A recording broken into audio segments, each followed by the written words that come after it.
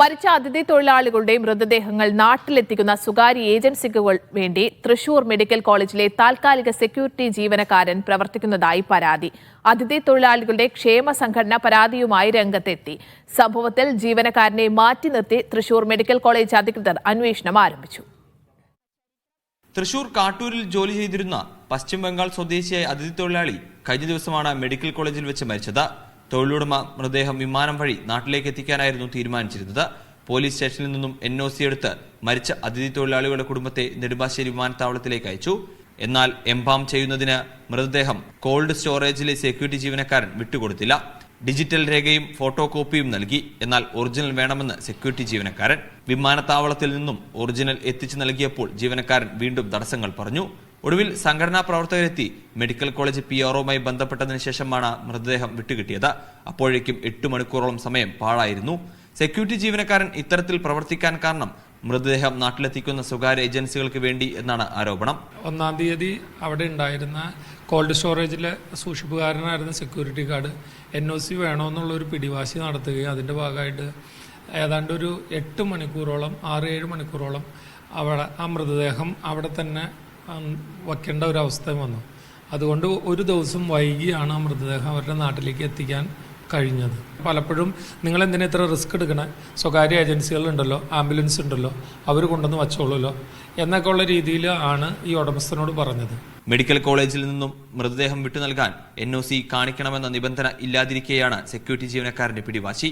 നിലവിൽ ആരോപണ വിധേയനെ മാറ്റി നിർത്തിയിരിക്കുകയാണ് മെഡിക്കൽ കോളേജ് അധികൃതർ. തിങ്കളാഴ്ച ജീവനക്കാരന്റെ വിശദീകരണം കേട്ട ശേഷം തുടർ നടപടികളിലേക്ക് കടക്കും. അതേസമയം സംഭവത്തിൽ മുഖ്യമന്ത്രിക്കടക്കം സംഘടന പരാതി നൽകിയിട്ടുണ്ട്. മീഡിയ 1 തൃശൂർ.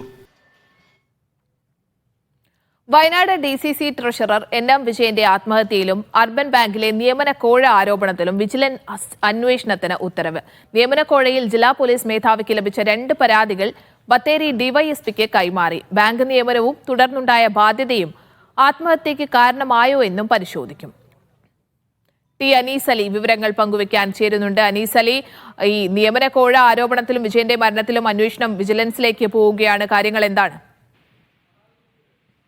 നിലവിൽ സുൽത്താൻ ബത്തേരി DYSP KK അബ്ദുൽ ഷരീഫിന്റെ നേതൃത്വത്തിൽ ഒരു പ്രത്യേക അന്വേഷണ സംഘമാണ് കേസ് അന്വേഷിച്ചുകൊണ്ടിരുന്നത്. നിലവിൽ ആ അന്വേഷണം തുടരുന്നുണ്ട്. അതോടൊപ്പം തന്നെയാണ് വിജിലൻസിന് ഈ കേസ് കൈമാറിയിട്ടുള്ളത്. പ്രധാനമായും സാമ്പത്തിക ഇടപാടുകളുമായി ബന്ധപ്പെട്ട കാര്യങ്ങളാണ് വിജിലൻസ് അന്വേഷിക്കുക. വിജയ മരണത്തിന് പിന്നിൽ സാമ്പത്തിക ഇടപാടുകൾ ഉണ്ട് എന്ന് ആദ്യം തന്നെ ആരോപണങ്ങൾ ഉണ്ടായിരുന്നു. പോലീസിന്റെ അന്വേഷണത്തിലും അത് സംബന്ധമായ കാര്യങ്ങൾ വ്യക്തമായിട്ടുണ്ട്. 1 കോടിയോളം രൂപ NM വിജയന് കടബാധ്യതയുണ്ടായിരുന്നു എന്നും 10 ബാങ്കുകളിൽ അദ്ദേഹത്തിന് അക്കൗണ്ടുകൾ ഉണ്ടായിരുന്നു എന്നുമാണ് അന്വേഷണത്തിൽ വ്യക്തമായിട്ടുള്ളത്. അതോടൊപ്പം തന്നെ ഇദ്ദേഹത്തിന്റെ മരണത്തിന് പിന്നിൽ ഈ ഉയർന്നു കേൾക്കുന്ന മറ്റൊരു ആരോപണമാണ് സുൽത്താൻ ബത്തേരി അർബൻ സഹകരണ ബാങ്കിലെ നിയമനക്കോഴയുമായി ബന്ധപ്പെട്ട കാര്യങ്ങൾ. ഈ കാര്യങ്ങളെല്ലാം വിജിലൻസ് അന്വേഷിക്കും എന്നാണ് ഇപ്പോൾ അറിയിച്ചിട്ടുള്ളത്. ഇദ്ദേഹം ഈ കോഴ ഇടപാടിൽ ഇടപെട്ടിട്ടുണ്ടോ, ഇദ്ദേഹത്തിന്റെ മരണത്തിന് ഇദ്ദേഹത്തിന്റെ സാമ്പത്തിക ബാധ്യതകൾ കാരണമായിട്ടുണ്ടോ, ഇദ്ദേഹത്തിന്റെ സാമ്പത്തിക ബാധ്യതകൾ എങ്ങനെ ഉണ്ടായതാണ് തുടങ്ങിയ കാര്യങ്ങളെല്ലാം വിജിലൻസ് അന്വേഷിക്കും എന്നാണ് അറിയിച്ചിട്ടുള്ളത്. അതോടൊപ്പം ഇപ്പോൾ ഈ DYSPയുടെ നേതൃത്വത്തിലുള്ള പ്രത്യേക അന്വേഷണ സംഘത്തിലേക്ക് 2 പരാതികൾ കൂടി വന്നിട്ടുണ്ട്. അത് നേരത്തെ ജില്ലാ പോലീസ് മേധാവിക്ക് നൽകിയിരുന്ന പരാതികളാണ്. ഷാജി പുത്തൻപുരയിൽ A പത്രോസ് എന്നിവർ നേരത്തെ ജില്ലാ പോലീസ് മേധാവിക്ക് പരാതി നൽകിയിരുന്നു. NM വിജയന് കോഴ നൽകിയിട്ടുണ്ട് സുൽത്താൻ ബത്തേരി അർബൻ സഹകരണ ബാങ്കിൽ നിയമനം ലഭിക്കാൻ വേണ്ടി എന്ന തരത്തിൽ ഈ പരാതി ജില്ലാ പോലീസ് മേധാവി ഇപ്പോൾ കേസ് അന്വേഷിക്കുന്ന പ്രത്യേക അന്വേഷണ സംഘത്തിന്റെ DYSPക്ക് നൽകിയിട്ടുണ്ട്. ഈ കേസ് ആ അന്വേഷണം ആ രീതിയിൽ മുന്നോട്ട് പോകുമ്പോൾ തന്നെ വിജിലൻസ് കൂടി ഈ വിഷയം അന്വേഷിക്കുന്നു എന്നതാണ്. ശരി, അനീസ് അലിയാണ് വയനാട്ടിൽ നിന്ന് വിവരങ്ങൾ പങ്കുവച്ചത്.